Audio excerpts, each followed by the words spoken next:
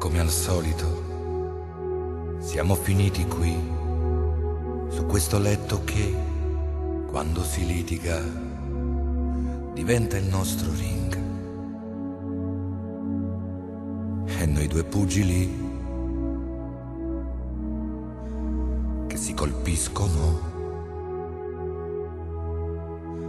con le parole che fanno più male dei cazzotti a sventola sui nostri lividi e in fondo all'anima. Eppure siamo ancora qui, un po' malconci forse sì, incompatibili ma indivisibili. E come al solito, dopo l'amore tu, per abitudine, sei malinconica e non ti chiedo più se ti è piaciuto o no, perché ho paura, sai, che mi rinfacci ancora di quel figlio che non ho voluto mai.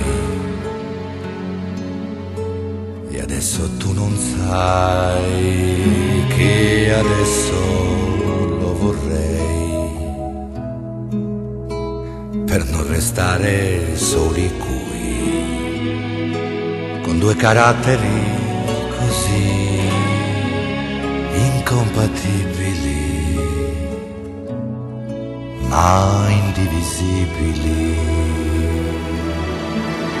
Anche da giovani com'è difficile volersi bene senza farsi male.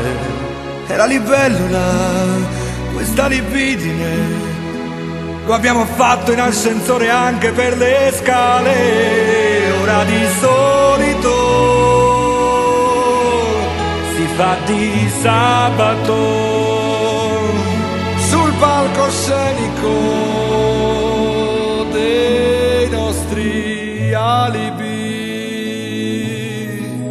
inconfessabili. Tutte le volte che squilla il telefono e se rispondi tu di là riattaccano. Tutte le volte che vai solo al cinema e lasci scritta una bugia per me con un biglietto sulla tavola. Tutte le volte che cambiamo anima con altri amori finché va come due inutili metà incompatibili ma indivisibili. Incompatibili come due complici che hanno ammazzato i loro sentimenti, ma indivisibili, inconsapevoli che questo amore regge l'anima coi denti su questa zattera. Dobbiamo viverci come due naufraghi